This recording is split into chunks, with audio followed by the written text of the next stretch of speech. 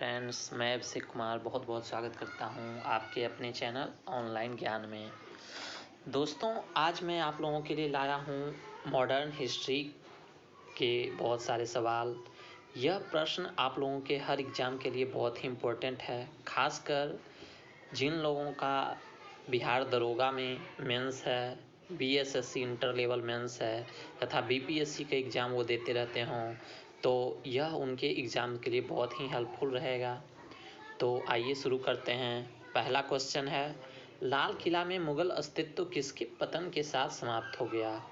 तो लाल किला में मुगल अस्तित्व जो है वह बहादुर शाह जफर के पतन के साथ ही समाप्त हो गया था। क्यों? क्योंकि आप लोग जानते होंगे कि 1857 में बहादुर शाह जफर जब हार गए, उन्हें बंदी बनाकर रंगून भेज दिया गया और वहीं उनकी मृत्यु हो गई और इसके साथ ही मुगल अस्तित्व समाप्त हो गया और अंग्रेजों का शासन प्रारंभ हुआ। अगला प्रश्न है, निम्नलिखित में कौन सी संधि ने पेशवा बाजीराव द्वितीय के स्वतंत्र अस्तित्व को समाप्त कर दिया? तो यह जो थी वह थी बेसिन की संधि। बेसिन की संधि में पेशवा बाजीराव द्वितीय के स्वतंत्र अस्तित्व समाप्त हो गया था और पेशवा बाजीराव जो है उनको बहुत ही खराब शासक माना गया। इसी कारण पानीपत में मराठे पराजित हुए क्योंकि मराठे शक्ति में अफगानों के बराबर नहीं थे और इसका और भी कारण था कि मौसम में उस समय बहुत ही ठंड थी, जबकि क्या थे मराठे जो है वो गर्मी में ही ज़्यादातर लड़ते थे, वैसे वस्त्र नहीं पहने थे उस दिन। और 14 जनवरी को यह युद्ध हुआ था जिसमें मराठे पराजित हो गए। रणजीत सिंह की राजनीतिक राजधानी लाहौर थी। किस नगर को उसकी धार्मिक राजधानी कहा जाता है? तो हम लोग जानते हैं आज भी जो है सिख लोगों की धार्मिक राजधानी कहाँ है? तो वह है अमृतसर में। तो उस समय भी उनकी धार्मिक राजधानी अमृतसर में थी। नाना साहब के नाम से कौन प्रसिद्ध था? तो नाना साहब के नाम से प्रसिद्ध थे वो थे बालाजी बाजीराव। किस गवर्नर जनरल ने रोपड़ में रणजीत सिंह को बड़े सम्मान के साथ स्वागत किया था? तो विलियम बेटिंक ने रोपड़ में रणजीत सिंह को बड़े सम्मान के साथ स्वागत किया था। बड़ा इमामबाड़ा कहाँ है? तो बड़ा इमामबाड़ा जो है वह लखनऊ में है। मराठा साम्राज्य का दूसरा प्रवर्तक किसे कहा जाता है? मराठा साम्राज्य का दूसरा प्रवर्तक कहा जाता है बालाजी विश्वनाथ को। सिख सेना कहलाती थी। सिख सेना को हम लोग खालसा बोलते थे, जिसकी शुरुआत किसने की थी? तो खालसा पंथ की शुरुआत गुरु गोविंद सिंह ने की थी। बहादुर शाह था। बहादुर शाह क्या था? बहादुर शाह जो है वह अंतिम मुगल शासक था। अंग्रेजों ने भारत में अपनी पहली फैक्ट्री कहाँ स्थापित की थी? अंग्रेजों ने भारत में अपनी पहली फैक्ट्री सूरत में स्थापित की थी। निम्नलिखित में किस घटना ने ब्रिटिश ईस्ट इंडिया कंपनी को बंगाल सूबे का वास्तविक स्वामी बना दिया? तो वह था फर्रुखसियार का प्रमाण।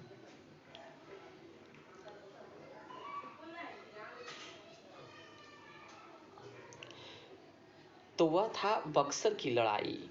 बक्सर की लड़ाई के बाद उसने बंगाल के सूबे का वास्तविक स्वामी बना दिया था। अंग्रेजों ने निम्नलिखित स्थानों पर जिस क्रम में अपने व्यापारिक केंद्र स्थापित किए उनका सही कालक्रम है। तो उन्होंने सबसे पहले किया था सूरत में, उसके बाद मद्रास में, उसके बाद बम्बई में, उसके बाद कलकत्ता में। तो सही क्या है? सुम्बक याद रखिए आप लोग, सुम्बक। सू से सूरत, म से मद्रास, ब से बम्बई और क से कलकत्ता। निम्नलिखित में कौन सी भारत में फ्रेंच बस्ती नहीं है? तो फ्रेंच बस्ती नहीं थी, वह थी गोवा। गोवा पुर्तगालियों की बस्ती थी। पूर्व में पुर्तगालियों का पहला वायसराय था। तो सबसे पहले में वायसराय जो था वह था फ्रांसिस्को डी अल्मेडिया। भारत में सबसे पहले आने वाले और बाद में जाने वाले थे पुर्तगाली थे, क्योंकि सबसे पहले क्या था, वास्को डी गामा आए थे और यह आज़ादी के बाद भी रहे थे, तो इसलिए सबसे पहले आए और सबसे बाद में गए, वही पुर्तगाली थे। भारत के लिए समुद्री मार्ग का खोज, वही क्वेश्चन, पुर्तगालियों को, वास्को डी गामा। भारत में प्रमुख फ्रांसीसी बस्ती बताइए। तो सबसे प्रमुख फ्रांसीसी बस्ती वह थी Pondicherry. French east India company का गठन कब हुआ था?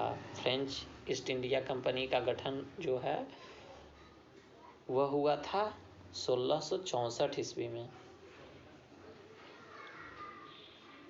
निम्नलिखित में कौन सा भारत आने वाला पहला अंग्रेज जहाज है? तो वह था रेड ड्रैगन। रेड ड्रैगन जहाज ही भारत में आने वाला पहला जहाज था।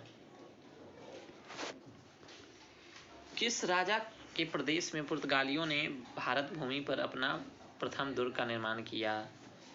कोचीन राजा के प्रदेश में पुर्तगालियों ने भारत में भूमि पर अपने प्रथम दुर्ग का निर्माण किया था। अंग्रेजों द्वारा स्थापित प्रथम व्यापार केंद्र कौन था? तो अंग्रेजों द्वारा स्थापित प्रथम व्यापार केंद्र था वह था सूरत।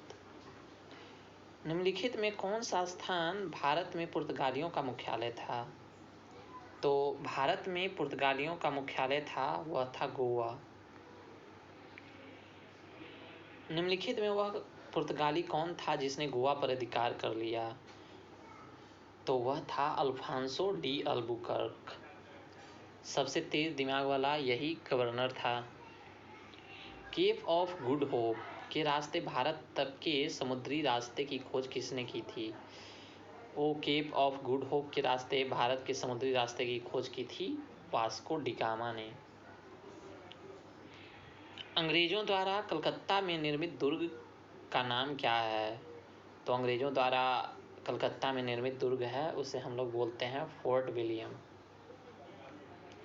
भारत में पुर्तगाली सत्ता की वास्तविक नींव रखने वाले महानतम पुर्तगाली गवर्नर थे। तो वह थे अल्बुकर्क। अल्बुकर्क पुर्तगाली सत्ता की वास्तविक नींव रखने वाले महानतम पुर्तगाली गवर्नर थे। इसके साथ भारत में ब्रिटिश को फ्रांसीसी चुनौती का अंत हुआ। तो वांडीवास के युद्ध में अंग्रेजों ने फ्रांसीसियों को हरा दिया, जिससे क्या हुआ, ब्रिटेन को फ्रांसीसी चुनौती समाप्त हो गई। निम्न में कौन से शहरों तथा उसके साथ प्रतिष्ठानों से संबंधित व्यक्तियों के गलत जोड़े बनाए गए हैं? तो वह है कलकत्ता रॉबर्ट क्लाइव। अंग्रेज शासक चार्ल्स द्वितीय को किसकी राजकुमारी से विवाह करने के लिए बंबई दहेज में दे दिया था? तो अंग्रेज शासक चार्ल्स द्वितीय को पुर्तगाल की राजकुमारी से विवाह करने के लिए बंबई दहेज में मिला था। पुर्तगाली यात्री वास्को डी गामा का कालीकट आने पर भव्य स्वागत करने वाले भारतीय राजा का नाम बताएं। तो उसे हम लोग जमोरिन बोलते हैं। जमोरिन ने ही वास्को डी गामा का कालीकट पर भव्य स्वागत किया था। भारत में डच का फ्रांसीसी उपनिवेश कहाँ था? तो भारत में डच का सबसे प्रारंभिक उपनिवेश था पुलिकट में। पांडिचेरी का वह फ्रांसीसी राज्यपाल कौन था जिसने फ्रेंच कंपनी को एक शक्तिशाली कंपनी बनाने का प्रयास किया था? पांडिचेरी का वह फ्रांसीसी राज्यपाल था जोसेफ फ्रांसवा डुप्ले, जिसने फ्रेंच कंपनी को एक शक्तिशाली कंपनी बनाने का प्रयास किया। भारत के लिए समुद्री मार्ग की खोज करने वाला प्रथम देश कौन सा था?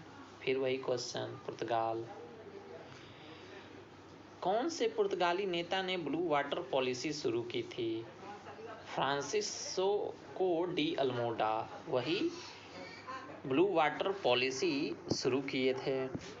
जिस समय में 1761 में पानीपत की तीसरी लड़ाई में अहमद शाह अब्दाली ने मराठों को हराया, उस समय दिल्ली का शासक कौन था?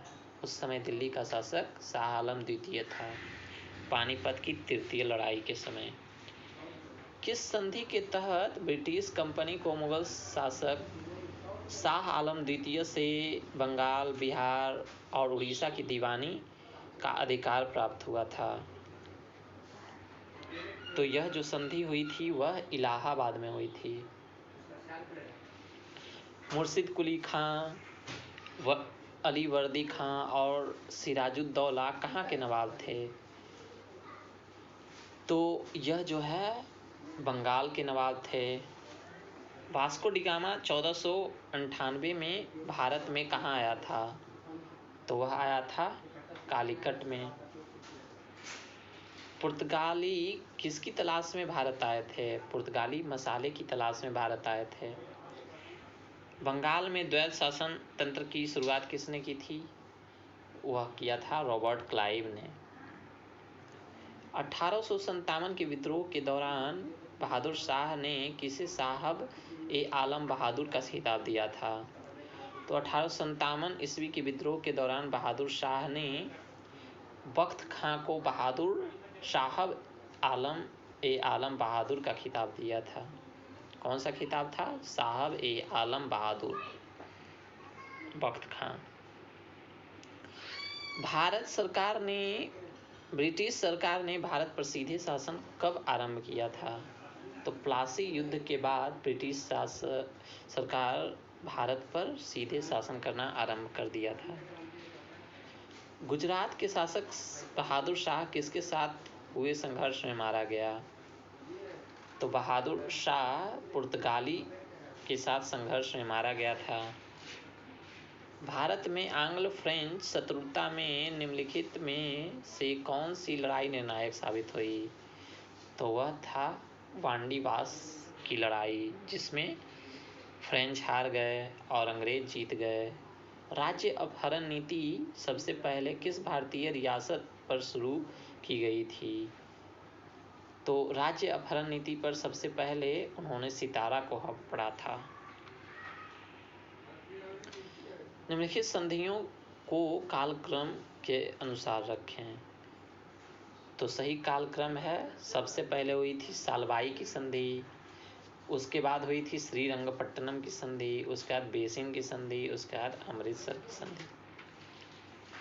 किस गवर्नर जनरल के काल में पंजाब को ब्रिटिश साम्राज्य में मिलाया गया? तो लॉर्ड डलहौजी के शासनकाल में पंजाब को ब्रिटिश साम्राज्य में मिलाया गया।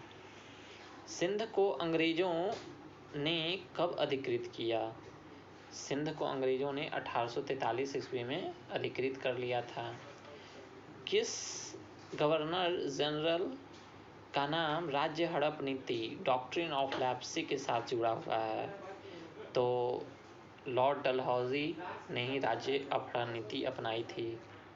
ब्लैक होल त्रासदी कहाँ घटी थी? ब्लैक होल त्रासदी कलकत्ता में घटी थी।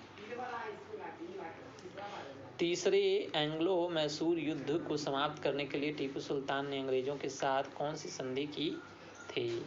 तीसरे एंग्लो मैसूर युद्ध को समाप्त करने के लिए टीपू सुल्तान ने श्रीरंगपट्टनम की संधि की थी। भारत को राजनीतिक शक्ति किसके बाद प्राप्त हुई? ब्रिटिश को राजनीतिक शक्ति प्लासी की युद्ध के बाद प्राप्त हुई थी। निम्नलिखित में किस माध्यम से लॉर्ड डलहौजी ने अवध को ब्रिटिश साम्राज्य में मिलाया? तो कुशासन के आरोप लगाकर लॉर्ड डलहौजी ने अवध को ब्रिटिश साम्राज्य में मिलाया था। प्लासी की लड़ाई किनके बीच लड़ी गई थी? प्लासी की लड़ाई लड़ी गई थी ईस्ट इंडिया कंपनी और सिराजुद्दौला के बीच। झांसी के राज्य को इसके द्वारा भारत में ब्रिटिश शासन का हिस्सा बनाया गया था। तो वह बनाया गया था राज्य अपहरण नीति, डॉक्ट्रिन ऑफ लेप्से के द्वारा। पेशवा प्रथा ब्रिटिश द्वारा किस पेशवा के काल में समाप्त की गई थी? तो वह थे बाजीराव द्वितीय। तो इसी प्रकार और भी अच्छे वीडियो देखने के लिए हमारे चैनल ऑनलाइन ज्ञान से जुड़ जाएं। चैनल को लाइक करें, सब्सक्राइब करें और बताएं कि वीडियो कैसी लगी। वीडियो देखने के लिए धन्यवाद।